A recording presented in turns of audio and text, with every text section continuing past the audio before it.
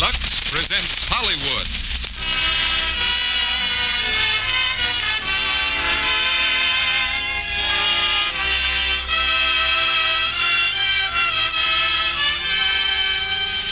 The Lux Radio Theatre brings you Claudette Colbert and Brian Ahern in Once Upon a Honeymoon with Laird Krieger and Albert Decker. Ladies and gentlemen, your producer, Mr. Cecil B. DeMille.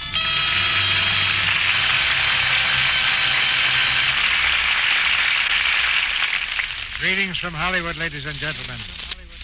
Counting both pictures and radio, I believe I've starred Claudette Colbert in more plays than I have any other artist in Hollywood. That proves what I think of her ability. The box office record of her pictures proves what you think. She has that priceless something called glamour, and she brings it to every part she plays, from Cleopatra to the chorus girl in tonight's drama. And we're convinced that we've made a good match tonight in co-starring Claudette with Brian Ahern in the RKO success Once Upon a Honeymoon. Brian's part is made to order for him, the kind of dashing adventurer he plays so well.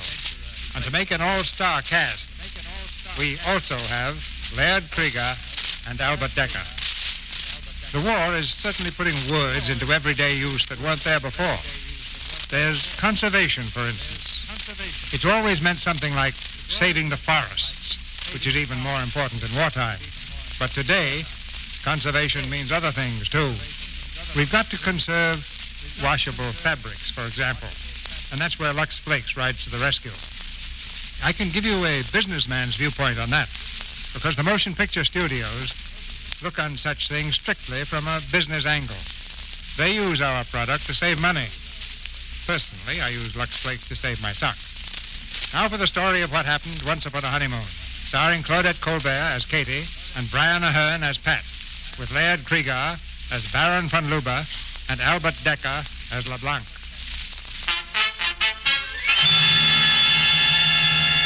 (1938). Europe is sitting on top of a bombshell, which at any moment will explode into the Second World War. From a newspaper office in New York comes a cable to a foreign correspondent. O'Toole, European News Service, Vienna. Get all available information, possible resignation, Chancellor Schuschnigg. Hot tip, Hitler reported on Austrian frontier. Confirmed. Later. O'Toole, European News Service, Vienna. We're informed American heiress named Catherine Butte-Smith about to marry Baron von Luber. Who is von Luber? Who is Catherine Butte-Smith? Get interview, photographs. Confirmed. In the office of European News Service, Vienna, Pat O'Toole is on the telephone. Hello, will you listen? I want to speak to Miss Butte-Smith. Hello, is this the fitter? No, I'm Madam not. is waiting for the new dress. Hurry, please. But I'm not a dressmaker. I want to speak 1 to... minute, please. Hello? Hello, is this the fitter? Where are you? My maid said you were to be here at 11. Oh, hello. Is this Miss Butte-Smith? What? Butte-Smith. B-U-T-T. This is Miss Butte-Smith speaking. Oh, well, this is the American Embassy, Miss Butte-Smith. Oh, yes, the American Embassy, did you say? Yeah, it's about your marriage to an Austrian baron. You see, Miss Butte-Smith, in an international alliance of this nature, there are a great many technicalities to be considered. Oh, really? I had no idea. Are you the ambassador? No. I'm Mr. O'Toole, Foreign Marriage Department. Oh. Well, for one thing, we'd like to know if you've considered the matter of your American citizenship. We'd be very glad to send a man over to discuss it with you. Well, to be very honest, Mr. O'Toole, I'm frightfully busy. You may lose your nationality. My nationality? Well, let me have your number. I'll call you back. Oh, thank you. It's R6382. I'll call you back. Thank you. How'd you do, Pat? She thought I was a dress fitter. I've been looking up the Smiths in the social register. There's 57 varieties, but I can't find a Butte-Smith. What's she going to do now? Call me back. Yeah, you're dead. I've tried every way I know of to interview that dame. Baby, she's tough. And her fiancé's impossible. Hey, you've been here longer than I have. Who is this von Luber? Don't ask me. I never even heard of him. Have a drink. Thanks. Oh, maybe I'm a sucker, Ed. What do you think? Go back to radio. That's my advice. Oh, I'm not giving up radio. I want to broadcast news, that's all, if I can get any. You did all right announcing on the Peppy Prune Hour. At least you didn't have your own to write copy. Hey, boy, that was quick. Hello? Hello? Is this the American Embassy? Oh, yeah. I would like to speak to Mr. O'Toole, please. What about? It's about my fiancée. This is Baron von Luber speaking. Oh, how do you do, Baron? I take it Miss Bud Smith... You are unduly concerned about my future wife's status, Mr. O'Toole. According to United States law, a woman who marries a foreigner retains her American citizenship unless she specifically renounces it. Am I correct? Well, yes, of course, that's quite true. Also, Mr. O'Toole, it is dangerous for newspapermen to represent themselves as members of the diplomatic service. Am I correct? Well, I admit it was a little clumsy, Baron. No harm meant. All we wanted was a story. How long does your visa permit you to remain in Austria, Mr. O'Toole? For some time. Well, I'm sure that you'd like your stay here to be a pleasant one. Goodbye. What'd I tell you? That guy intrigues me, Ed. Maybe there is a story here. Hey, what does a fitter talk like when he comes to fit? Have a drink. No, I mean it. I go up there, I walk in the door, I'm the fitter. What do I say? The fitter. The fitter. Thanks. Have a drink.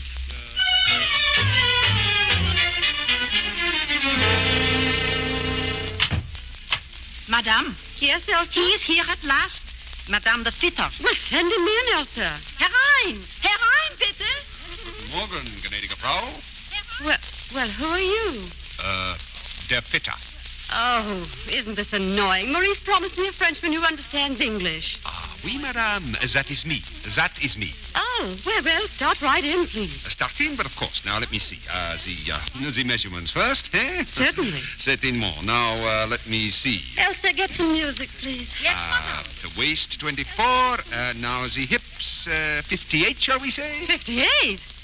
For the riding habit. The flair. Oh, no riding habit. It's our honeymoon. We're not taking the horses. Ah, An diesem Tage seien die Österreicher der Zukunft furchtlos entgegen. In der Zukunft Elsa, can't you get something else? That's all I hear all day long. That is the new Austrian premier. Seisinquad. Oh, my future husband likes him. Don't say. Your future husband's a Nazi? Oh, no, dear me, no. No, he hates Hitler. But Seisinquad's giving away his country without even a plebiscite. Oh, you talk like all the rest. These little countries over here, what difference does it make? The people are the same. They're all foreigners. Good morning, madame. I hope I'm not too late. I beg your pardon. What do you want? I am the fitter. The fitter.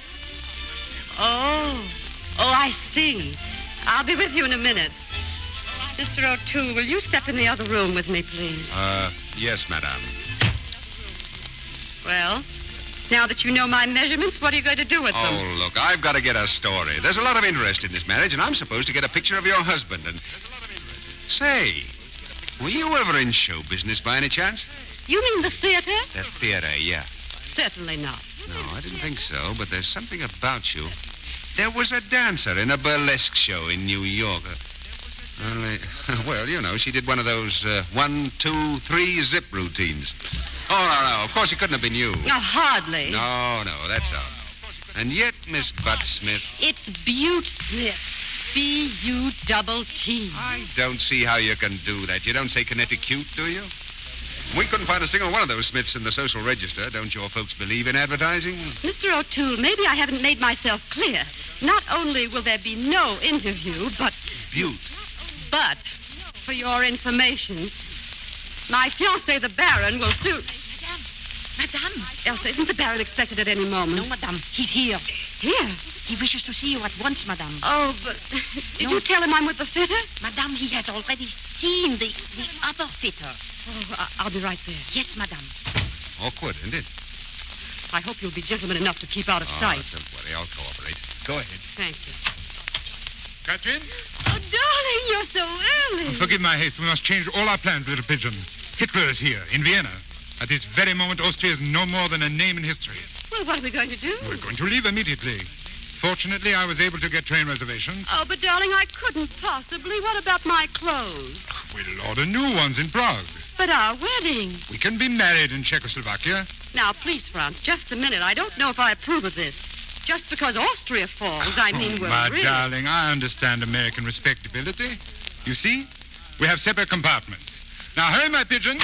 I'll meet you in the lobby. 30 minutes. Elsa, pack my things. Yes, madame. All right, Mr. O'Toole, you can leave now. Hey, look, there's a demonstration down in the street. Hitler's here.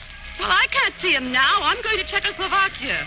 Czechoslovakia? Yes, if you'll get out of here and let me get dressed. You know, I've been thinking, maybe you haven't given this enough thought. Marriage is a serious thing. I wouldn't want to see a girl like you, with your background, make a mistake. Well, that's very kind of you, Mr. O'Toole. I appreciate it, but I'm in a hurry. Goodbye. Goodbye. But I still don't see how a lovely creature with your possibilities could marry. Mr. O'Toole, you're a newspaper man, aren't you? Yep. Why? Well, that's what I wanted. It's that simple, Mr. O'Toole. Goodbye.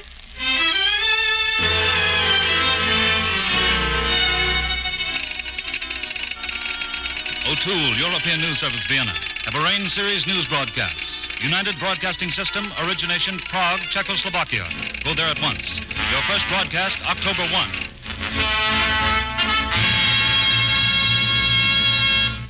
A few short months ago, to the tune of a German band, Hitler marched into Austria. And today, the scene was repeated in Czechoslovakia, when troops crossed the frontier at 2 p.m. The world is wondering when and where that scene will be reenacted. This is Pat O'Toole returning you to our studios in New York. Excellent, Mr. O'Toole. Oh, thanks. Nice going, Pat. Suppose they left me on the air. I think so.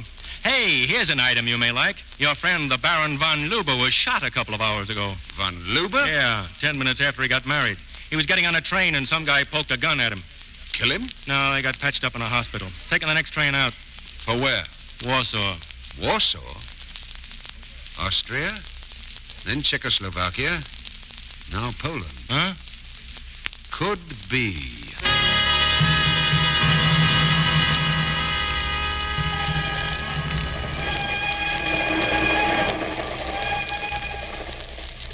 Are you comfortable, Franz? No, I'm quite all right. Can you imagine anything worse than this on a honeymoon? Oh, yes, the bullet could have gone through your heart. Oh, you are worried, Liebchen. Well, if it had been a German who shot you, that's one thing. But a Czech, that poor, confused man. Oh, darling, promise me you won't try to save any more countries. Liebchen. Do you really feel you must help the Poles? You must not worry your little head over these things, Liebchen. We are on our honeymoon at last. Everything will be...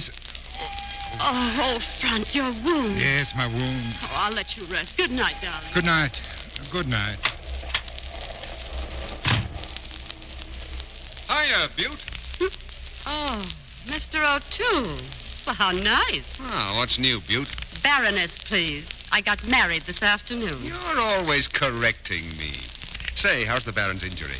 That shot almost put you back in circulation, didn't it? You've sort of gotten near to the ground, haven't you, Mr. O'Toole? Oh, sure. I'm quite a fella now. They call me a radio news analyst. Look, I've got a lot to talk over with you. Where are you staying in Warsaw? I said, where are you staying in Warsaw? I heard what you said. Oh, all right, all right. I'll find you. I'm going to break this thing up between you and the Baron for your own good.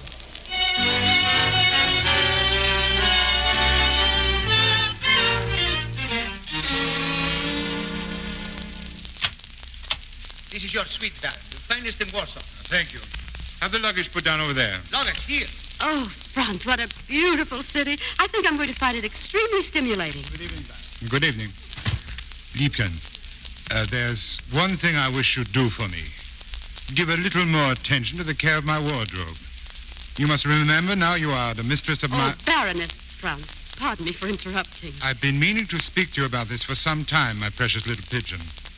There's one thing the Baron must insist on from the Baroness, and that is obedience. Purely a matter of discipline. I see. Well, you may insist on my compliance with your wishes, Franz, but believe me, if my acquiescence isn't voluntary, you're not going to like it. Answer it, Liebchen. Answer the phone. Will you please answer that telephone? Hello? Who? Yes? Mm-hmm. No. You're welcome. It was for you. Who was it? Oh, I don't know. Some general or other. Boretsky. Boretsky? The man I came all the way from Prague to see? Hello? Oh, yes, General. This is Baron von Luber. I must see you at once. Yes. Splendid. Liebchen, I must leave you for a little while. Let's not have any more words. We will take up the discipline at some future date. I'm sure we will. Auf Wiedersehen, Baroness. Oh, Lina. Welcome to Warsaw, Baron. I'm seeing Boretsky at once. You know your orders? Yes, sir. Heil Hitler. Heil Hitler.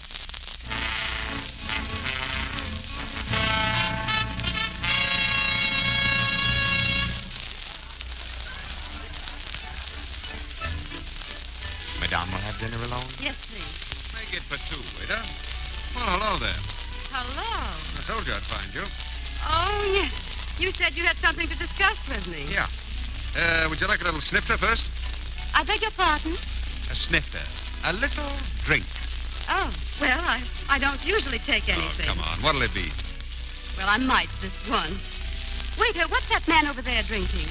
Vodka, madame. It looks like water. Well, it is. Vodka's Polish for water. Oh. Bring us big glasses of vodka, please. Well, I think I'd like a little something in mine. A jigger of cognac and plain vodka.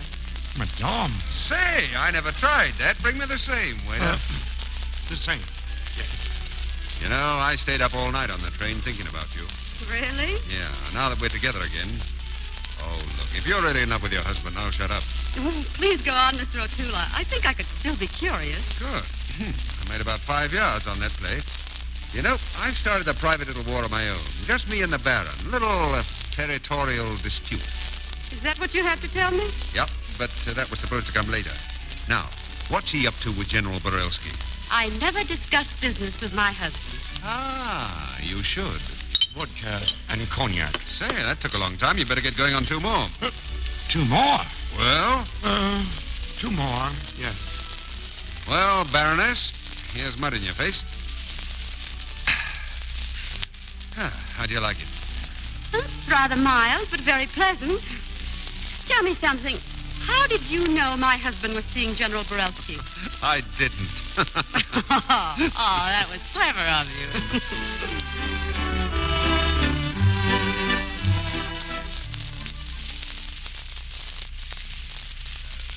The more I think about this, it wasn't very gentlemanly. You know what I mean? What do you mean, Mr. O'Toole? Like getting you tight. Oh, I'm all right. Let's have another little snort, No. No, you still don't get it. That vodka, that wasn't plain water. That's plain alcohol. It's murder. Well, it's funny. I don't seem to feel it. That's what you think. What's holding you up anyhow? Maybe it's all those things you've been telling me about my husband. Are you sure you're right about all those things? Why, certainly I'm right. I've been investigating. What-agating? Investigating.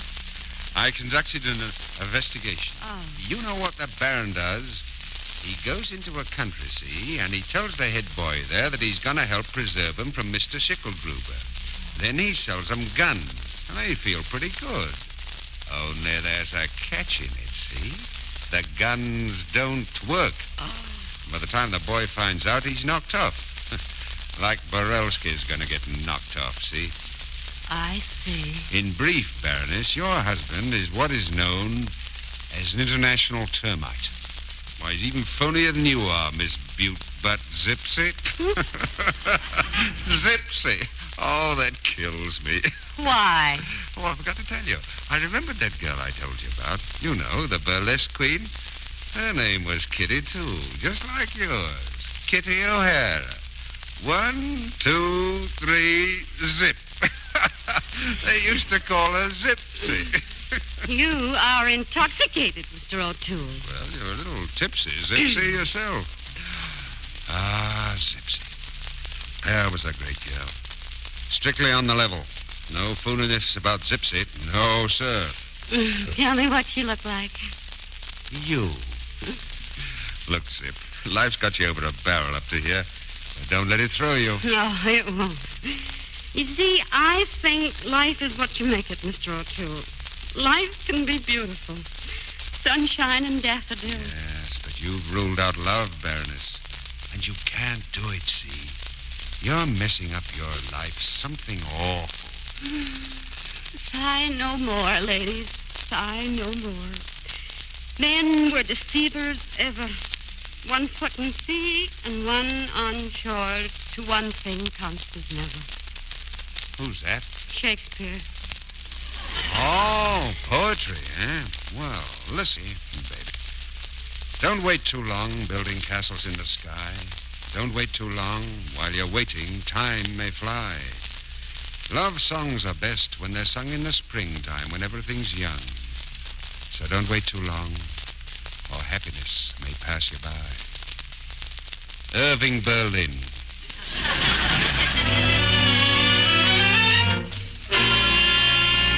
General Borelski was assassinated late last night. An arrest is expected momentarily.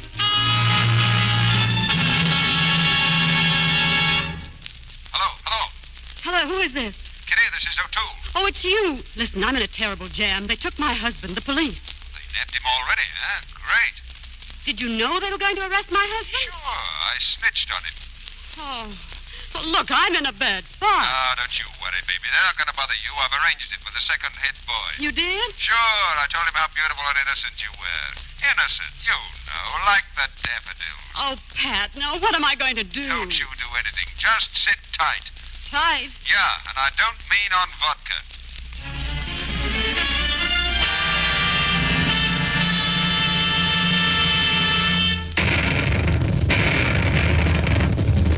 New York, calling Warsaw.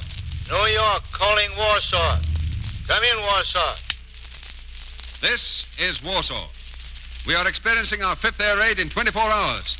There are no reliable figures as yet of the number of civilian casualties, but about a third of the city is a mass of smoking ruins.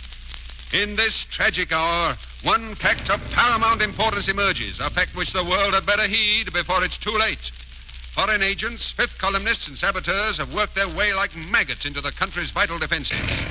You people who love England, a new Frenchman whose fathers died for the soil of France, at the Marne, in Flanders, and at the Battle of Verdun. You have a new enemy now. An enemy in your midst. You won't suspect him. You may never even know who he is, but he's there. In your towns and villages, in your factories and fields and shipyards, working day and night to destroy you. This is the lesson of Poland.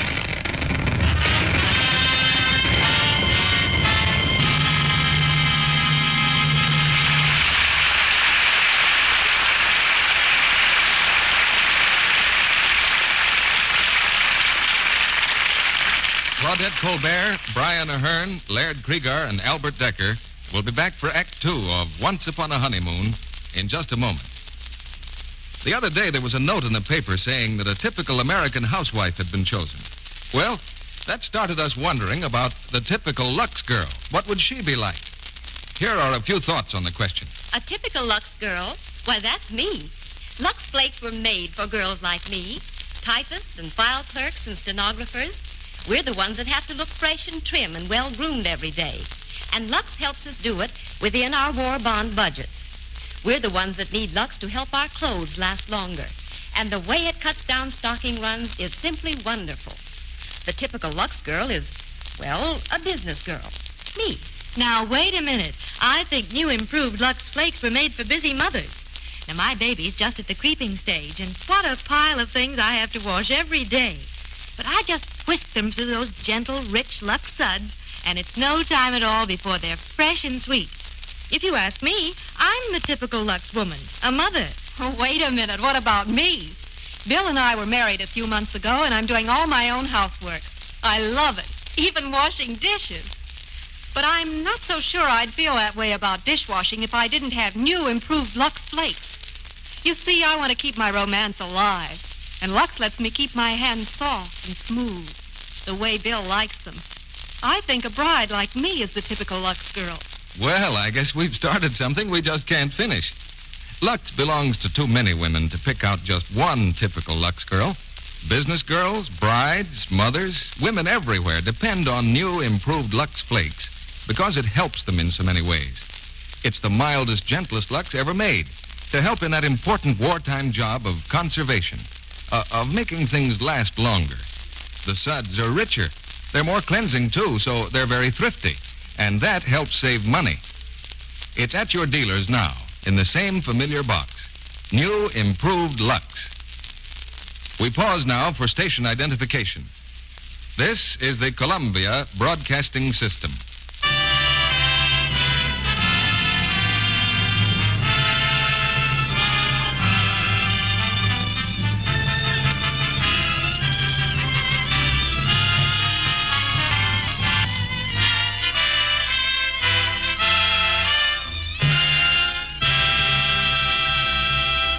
Act 2 of Once Upon a Honeymoon, starring Claudette Colbert as Katie and Brian Ahern as Pat, with Laird Krieger as the Baron von Luber and Albert Decker as LeBlanc.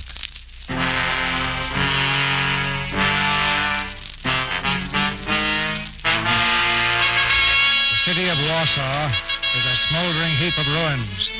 There are no bombs falling now, and people walk like ghosts in the quiet streets, dazed and wondering, searching for homes which are no longer there.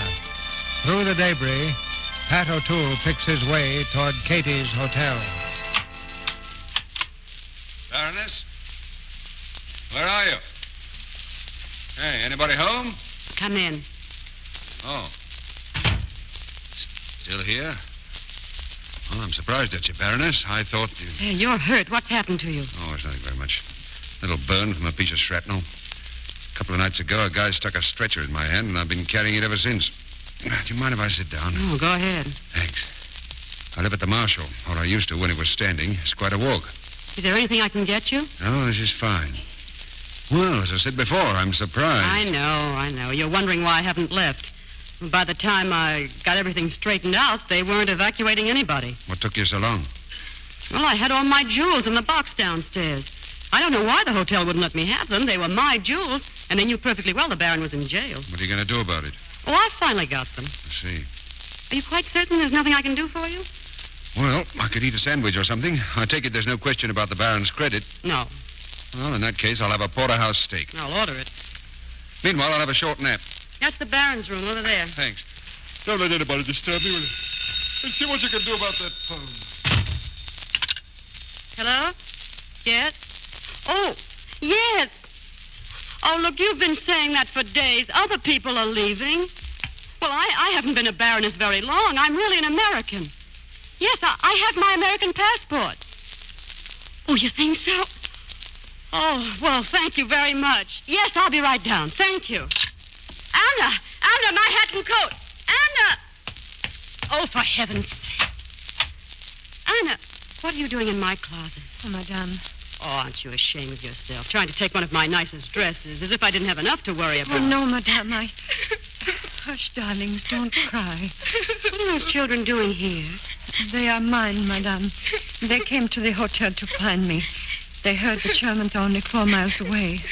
But they're trembling.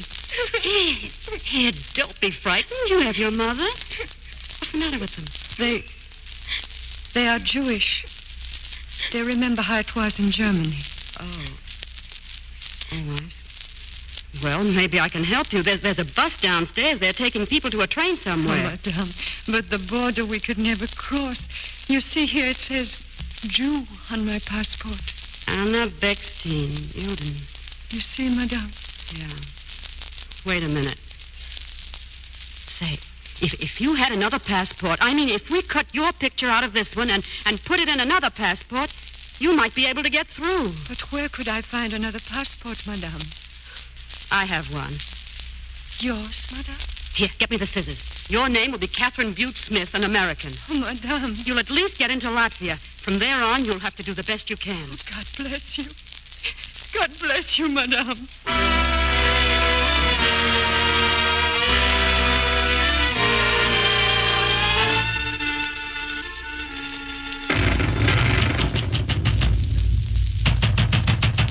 Wait a second.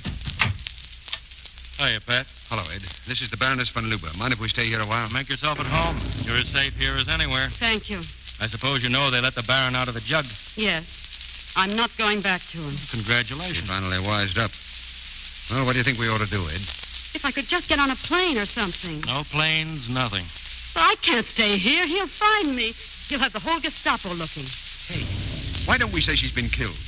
We could get her name on the casualty list. Everything's a mess here. The Baron won't be able to check up for weeks. Could do.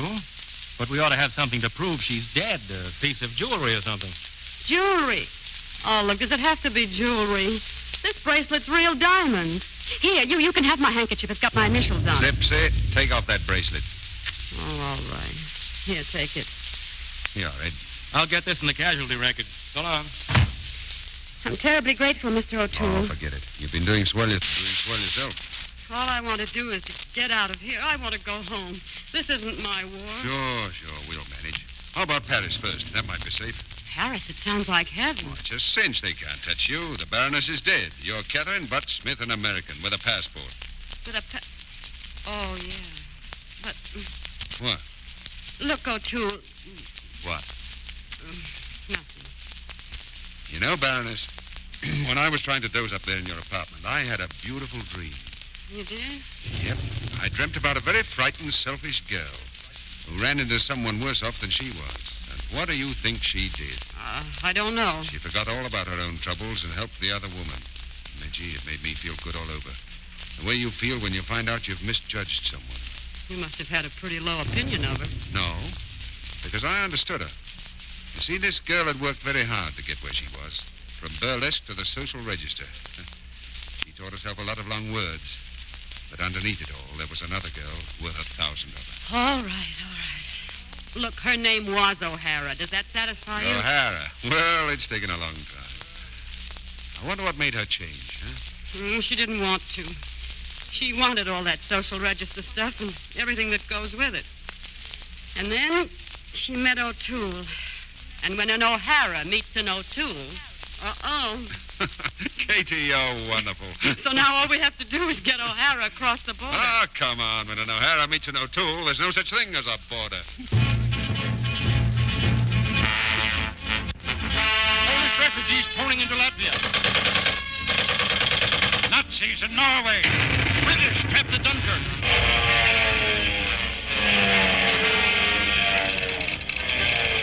Davis from O'Toole. I am in Paris. Cable instructions. French roads blocked. Paris crowds flee Nazis.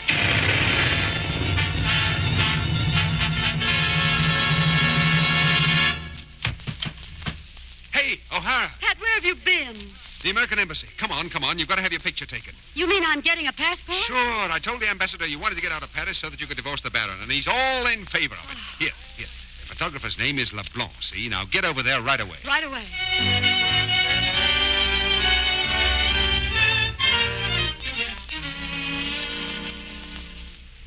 Madame is ready to have taken the passport photo? All set.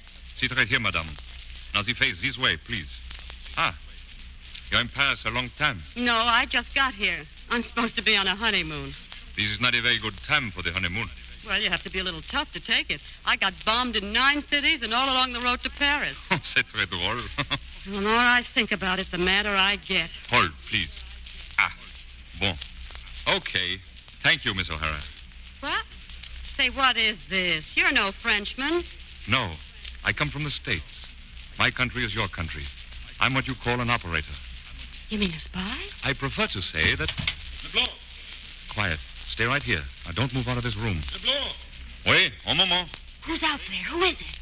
I'll be right back. Monsieur. Was it so? Ja, kommen Sie rein. Wir kommen die Bilder abholen. Ich habe sie hier. Gut. Auf Wiedersehen. Auf Wiedersehen. Sorry, now, where were we? Yes, Miss O'Hara? Oh, yes. What was that you gave those men? Some film. It had a message on it in Nazi code. So, Miss O'Hara, you are the wife of Baron von Luba, eh? Yeah. How did you know that? I also know that he was a trusted friend of General Borelski, who was assassinated the night before the Nazi invaded Poland. Remember? Yeah, I remember. A good friend might have saved the general. Or maybe the friend didn't want to. Look, if you think I know anything about this, you're crazy. You knew your husband was working for Hitler. Well, maybe I did. And so are you. What about those men? They were heinies. Right? They're members of the Gestapo. Well, what does that make you, brother? You're pretty pally with them, giving out with that spy stuff. I have to keep in their confidence. You do, huh? Yes, but I'm afraid I'm losing yours. You're darn tootin'. And perhaps I'd better tell you something about myself. Yeah, and you'd better start way back when you were a little boy, too. I will. I was born in Germany. When I was a little boy, we moved to America and became American citizens. When I got to be a big boy, my father sent me to Europe to be educated. So now I'm a spy for Uncle Sam, passing as a Frenchman in the employ of the Gestapo. Wait a minute. You said you went to America when you were a little boy. Mm-hmm. Where did you live, huh? I wasn't born in old Kentucky, but I was raised in Tennessee. And if you don't like my peaches, don't you all shake my tree. And then came the flood, huh? That's right. Then we moved to Texas, right across the border from old Mexico. I was never down that far. Where were you born? Parkside Avenue, Brooklyn. Oh, right near the ballpark. Yeah. Them lovely bums. It's a grand country, America. Oh, you're telling me. You'll be there before I will. You know, I may never get back. Now, look, what goes on? What do you want from me? I thought perhaps you might want to do something to help your country. We go on taking and taking from her. But very few of us give anything back. Isn't that true? We stand up for the Star-Spangled Banner and pay our income tax. But that's about all. Well, maybe. What else is there to do? We're not at war. You have a husband, Miss O'Hara, that your country would like to be on guard against. We'd like to know what his plans are for us. You mean you think I could find out? You don't look like a schemer exactly, but I think you could get what we want. Mm-hmm. I could, only... Only what? Well, for one thing, I'm not living with the Baron anymore. I left him. And since I left him, I've met someone else. He's terribly important. To me, I mean. You see, Miss O'Hara? We're all patriotic until it comes to a personal sacrifice. Oh, listen, if you're going to put it that way, but what's the use? I couldn't even tell you where the Baron is. He may be in Africa for all I know. No, he's right here in Paris. What? At the Hotel Crillon. At the Oh, boy, have I let myself in for something. I'll tell you a secret. With all my years of training, I can't be as useful to America as you can at this moment. Well, as a spy, you make a great salesman. That's all I can say. What am I supposed to do? Go back to your husband at the Hotel Crillon. Learn whatever you can. I'll keep in touch with you. Yeah, but look, I can. Hey, O'Hara, you finished? Oh, Pat, in here. Don't say anything to him. Hiya. Italy's declared war on France. Roosevelt says the hand that held the dagger has struck it into the back of its neighbor. Your country will be next, monsieur. Pat, pay the man for the pictures. 20 francs, monsieur. Oh, all right. Here you are. Merci bien. They'll be ready in the morning. Vive la France. Vive la liberté. O'Hara, I got a surprise for you. Hey, O'Hara, snap out of it. What? Oh, I'm sorry. I got a surprise for you. Tomorrow we leave for Bordeaux. You mean we're sailing? Uh-huh. You happy? Happy? Oh, makes me want to cry just thinking about it. Have you ever come home from Europe before? No. You'll cry, all right. Wait till you see the Statue of Liberty outside your porthole, and the Staten Island Ferry, and the Empire State Building. I know I'll make a fool of myself. Of course you will. Pat, don't you think we ought to celebrate a little? Now you're talking, O'Hara. Where would you like to go? I don't care. I don't care about anything in the whole world tonight, but just being with you.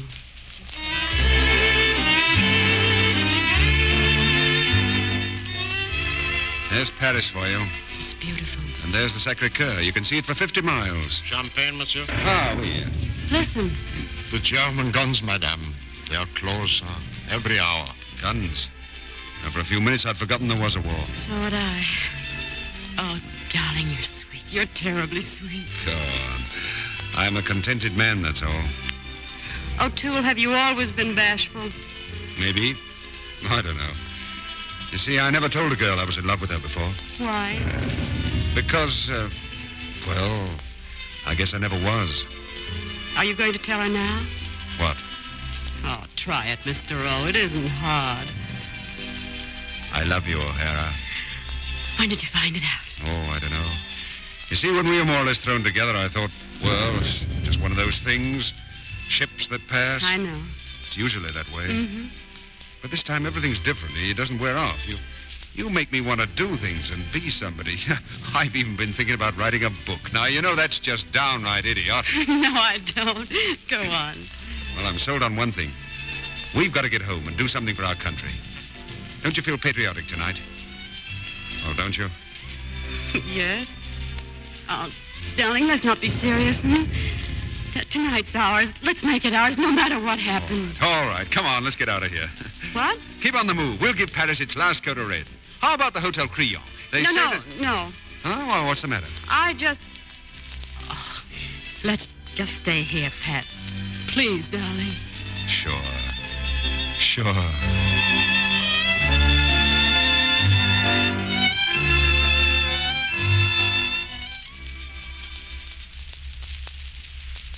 Monsieur, the lady What do you mean she went out? She went to call the American embassy. She made a telephone call, monsieur, yes, and then she left the restaurant. I myself saw her get into a taxi cab.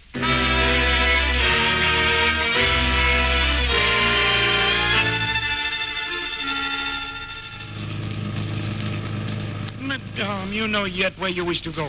Just keep driving. We have been driving 2 hours, Madame. Well, just go on a little while longer. Then take me to the Hotel Crillon.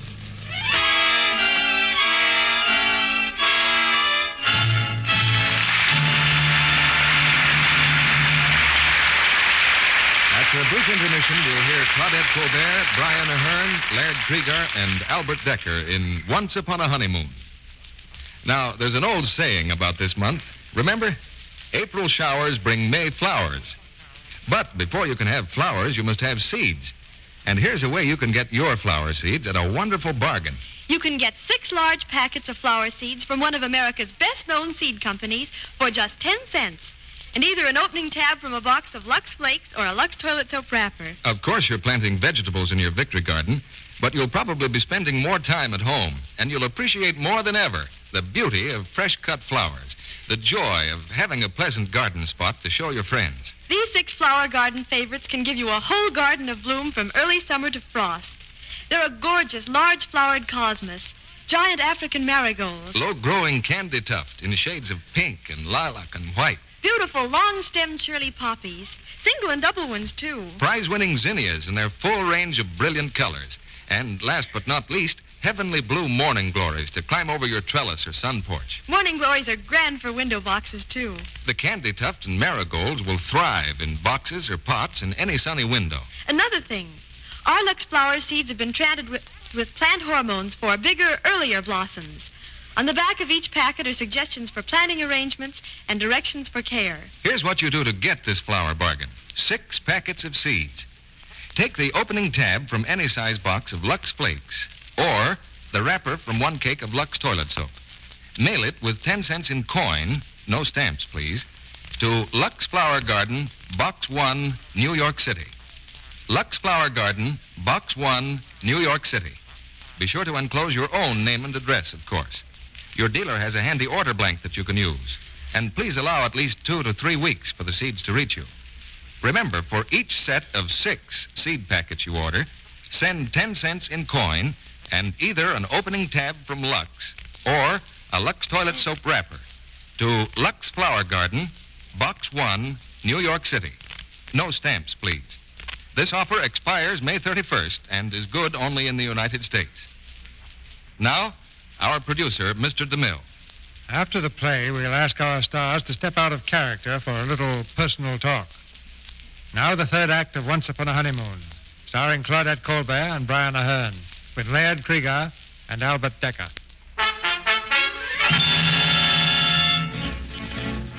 Paris has fallen. The Nazis are entering the city now. We don't know how long we will be permitted to remain on the air, but we will try to give you...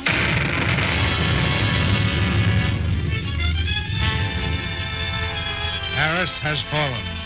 At the American Embassy, Pat tries vainly to find a trace of Katie, missing since the night before. But something's happened to her. Don't you understand? People don't just disappear. Mr. O'Toole, will you please listen to reason?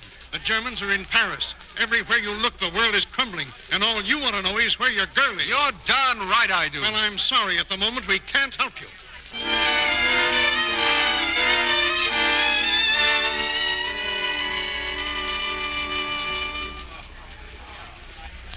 Another cognac, Baron von Luber. Yes, and hurry. Yes, monsieur. Oh, hello, Baron. Remember me? Name's O'Toole. O'Toole? Yeah, we had a little telephone conversation in Vienna about your fiancée's citizenship. Oh, yes, you're a newspaper man. Well, I was, until you guys came along and put me out of business. They won't let me broadcast anymore. Is that so? Perhaps we can remedy that. I have little influence now in radio. Sit down. Let's talk about it. You mean you can fix it so that I can broadcast to America? Yes. You'll be known as the voice of Europe. You will be famous. It might even help you to get your girl back. Why? Because she's very fond of you, Mr. O'Toole. And if I wished to, I could let her go, even though I distrust her. I don't get this. You know where she is? Yes. She doesn't know it yet, but she... Well, you might say she's my prisoner. I see. Where is she? Mr. O'Toole. Now, remember, she's an American citizen. All I have to do is to report this to the American Embassy. And all I have to do is to explain that Catherine Butte Smith was killed in Warsaw during an air raid. I have records to prove it, as well as identification. No. The wiser course would be to follow my suggestion. On this card is the address of my broadcasting studio. I shall look forward to seeing you. Baron, you're going to. Your first broadcast will be very important, Mr. O'Toole. I'm sure I needn't impress upon you the importance of painting the scene here in, shall we say, the brightest colors. Oh, I'll make Hitler a saint if you let the Baroness go. No, we shall see, Mr. O'Toole.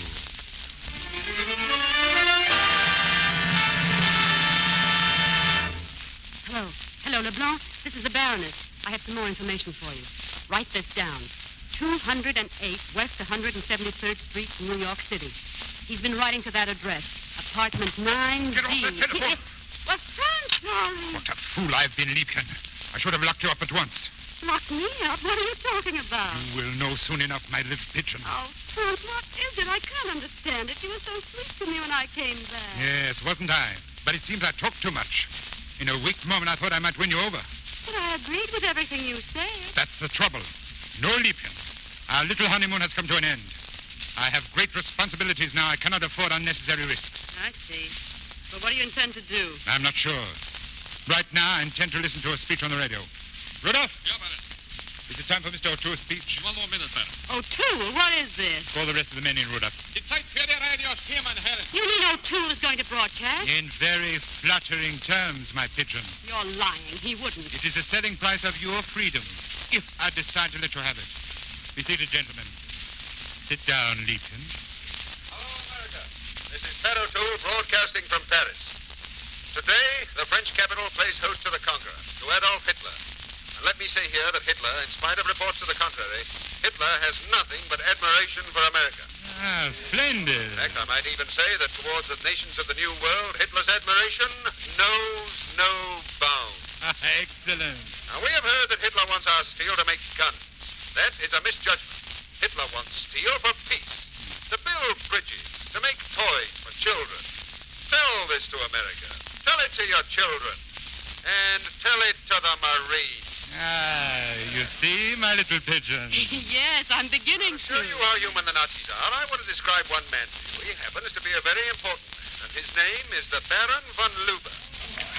Thank He's you. brilliant, astute, subtle, and resourceful. He doesn't even fear the Führer. What's that? Yes, the Baron What was that about fearing the Führer? I don't like it. He's being too flattering. That wasn't in his speech when I read it. Sit down, Baron. It was only a joke. An American joke. The Baron von Luber has been referred to as Nazi number 5. But before he's finished, and mark my words, the Baron will be Nazi number 1, and Hitler will be number 2. No. No, he's going too far. He shouldn't have said that. Turn him off. Turn him off. Baron, what shall I do? Call the station. Tell them to take him off the air. This is horrible. Oh, the Führer must be proud of you, Franz. He ought to do something wonderful for you after this. Did I say for you or to you? Be quiet. Excuse me, I'm looking for Baron von Luber. I am Baron von Luber. What do you want? I'm from the American consul. I'm delivering your wife's passport. My passport? Yes, Mr. O'Toole told me to deliver it to you and see you to the boat. When do you plan on leaving? Oh, right now, mister, with you.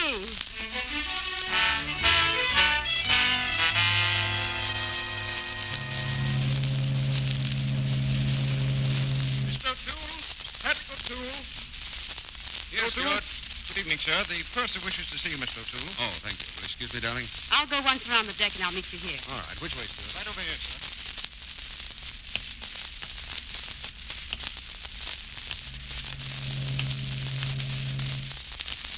Good evening, Katrina.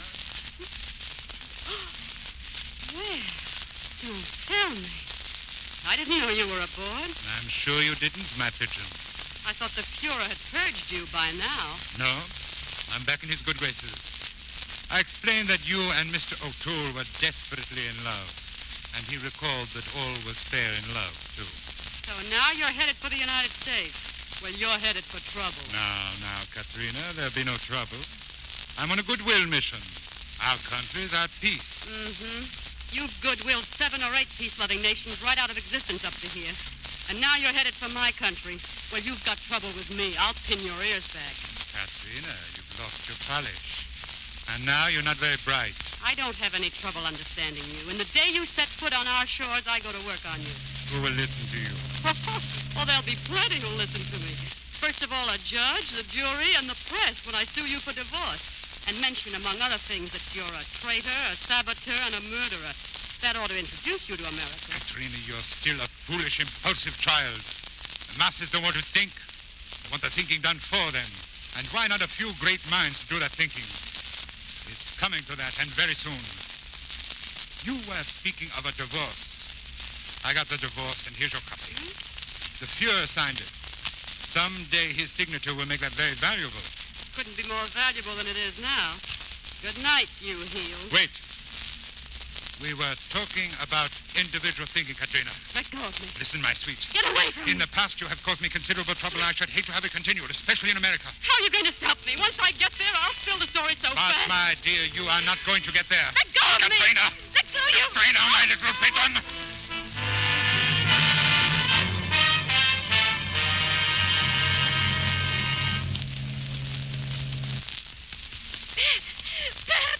Hiya, Kitty. Oh, Pat, I'm darling. Hey, what's the matter with you? Why, you're shaky. I can hear your teeth chattering. Will you buy me a drink? No, don't talk for a while. Breathe deeply. Oh. Oh, what speed are we making? 25 knots? Why? Here, look at this. What is it? My divorce papers. Divorced? You're a free woman? Uh-huh. Who gave you this? The Baron? Uh-huh. So he's a boy, eh? Oh, well, meeting him must have been a shock. But don't you worry, dear. As soon as we land, we can be married. Pat, before you talk about marriage, there's something I want to tell you. I killed a man once. When? About 5 minutes ago. Somebody we know? It was the Baron.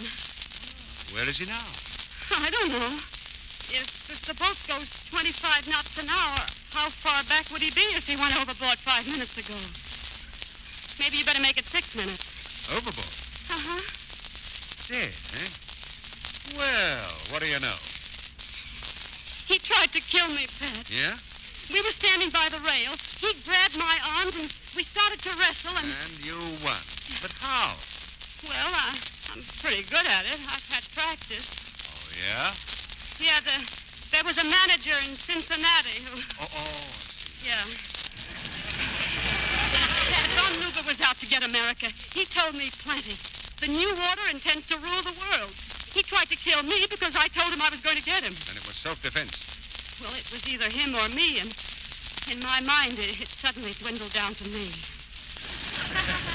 Do you think we should tell the captain? You think we should? Well, I don't. Oh, yes.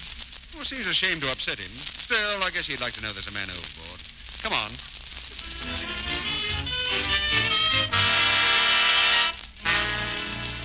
Well, Captain? Sit down, Mr. O'Toole. Miss O'Hara. Did you get an answer, Captain? Yes. I wirelessed the facts to the American authorities in Paris. I have their reply here. Well, what goes? What do they say? Greatly distressed to hear Baron von Luber committed suicide on your boat.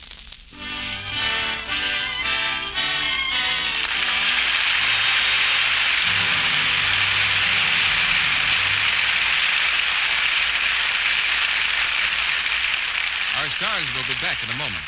Meantime, Oh, lady, don't do that.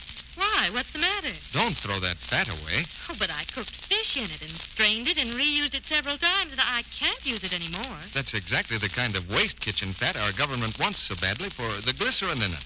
Well, there's such a little bit, only about a tablespoonful. If you save even a tablespoonful of fat a day, it adds up to £1 a month. Enough to make nearly 1.5 pounds of smokeless powder. Well, I'm sorry. I didn't realize a little bit I can spare these days is important. It's important that every one of us saves every tablespoonful. Did you know that the Army and Navy have been saving 2 pounds of waste kitchen fats every month for each man in service? Well, no, I didn't know that. I guess the least we civilians can do is save every bit we have. What's the best way to do it? Strain the fat into a clean can, any kind of fruit or vegetable or soup can. The cans are salvaged as well as the fat. Don't use glass or paper containers because they break or leak. When the can is full, take it to your meat dealer. He'll pay you cash for each pound of fat. Turn in your fats promptly so they can get into action. Within 21 days of the time you turn them in, They're being made into gunpowder or other vital war necessities. Remember, Uncle Sam wants only what you would otherwise throw away. Only waste fats which you can no longer use. Save every bit, every day. Now, here's Mr. DeMille with our stars. Ladies and gentlemen, we're going to preview a scene from next week's play before our stars join us again. According to my stopwatch, it takes just 25 seconds.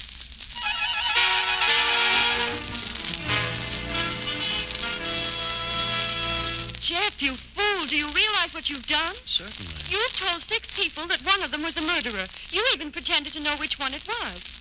Don't you know what he'll do now? Sure. As soon as he thinks we're asleep, the murderer will sneak down here and try to knock me off, too. Then we'll find out who he is. Oh, no, I won't let you do it. You're getting out of here, and right now. Darling, you don't want a husband who's a coward, do you? I'm not particular. I just want a husband.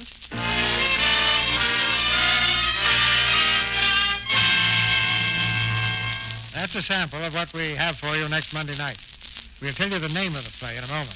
But now, Claudette Colbert, Brian Ahern, Laird Krieger, and Albert Decker are returning to the footlights for a curtain call. It's grand being back with you again, CB. How many pictures have you two made together, anyway? 3, and I wish it were more, Brian. Isn't that a kind of a habit? Well, Claudette and I even went to Hawaii to make one there. And scared the life out of a few people doing it. Did you ever hear about CB's jungle miracle, Brian? Sounds like a yarn, CB. Spin it. I think Claudette means a huge idol we built in the jungle on Hawaii.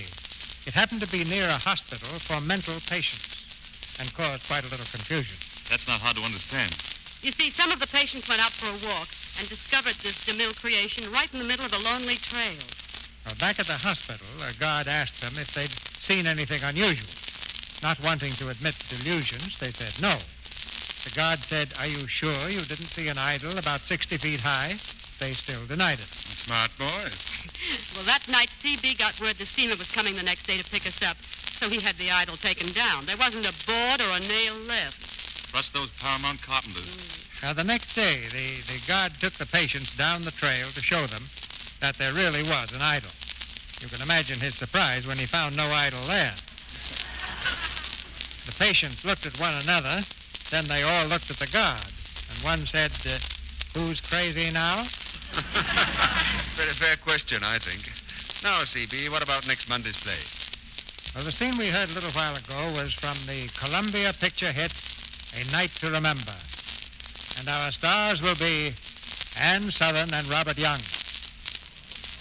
A Night to Remember is a delightful comedy mystery that deserves 2 delightful stars like Robert Young and Ann Southern. That sounds wonderful, CB. Good night. Good night. Good night. Stars like you are the best insurance the theater can have.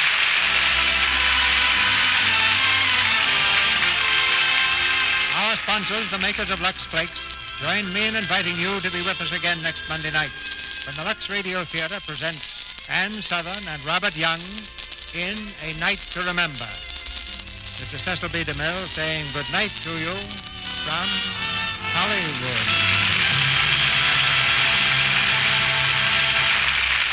Claudette Colbert will soon be seen in the Paramount picture, So Proudly We Hail. Brian Ahern's next picture is the Columbia production, Attacked by Night. Laird Krieger will soon be seen in the Ernst Lubitsch Technicolor production, Heaven Can Wait. Heard in tonight's play were Charles Seale, Dee Benaderet, Fred Mackay, Regina Wallace, Leo Cleary, Dennis Green, Norman Field, Stanley Farrar, Griff Barnett, Cliff Clark, Art Gilmore, Ken Christie, and Barbara Jean Wong. Our music was directed by Louis Silvers, and this is your announcer, John M. Kennedy, reminding you to tune in next Monday night to hear Robert Young and Ann Southern in A Night to Remember. Why should food rationing and shortages worry me? I know how to get vitamins and minerals for my family. I just buy Vims and add them to my ration meals. A great idea.